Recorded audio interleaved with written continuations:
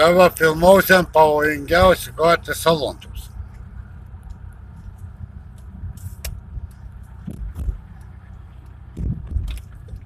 O čia pat pavojingiausia.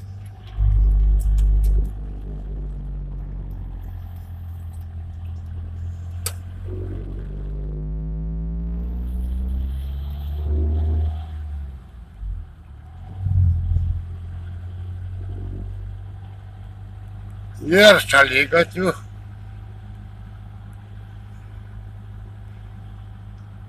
Ir tuo veitu prieš Kalniok, prieš toliau turėtų būti gulintis policininkas, komisaras. O čia tuo veitu.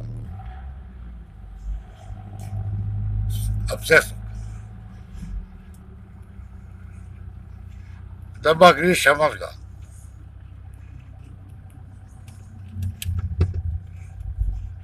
Pavaizduok gal. Nieko bus.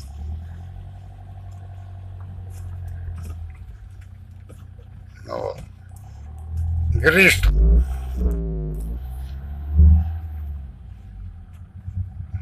Mažiaukas.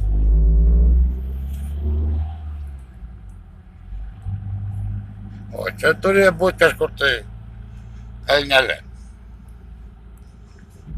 Čia jau pavojingai. Ir leistas greitis 30, bet nieks nevažiavo. Tuo šitaveitų nieks nevažiavo. Važiavo apie 60-50. Ir čia ką reikia prasilikti pėstys į žuvis. Jie gen šalikelį. Diva, kad iki šiol nebuvo nė vienos avarijos. Bet tikriausiai bus.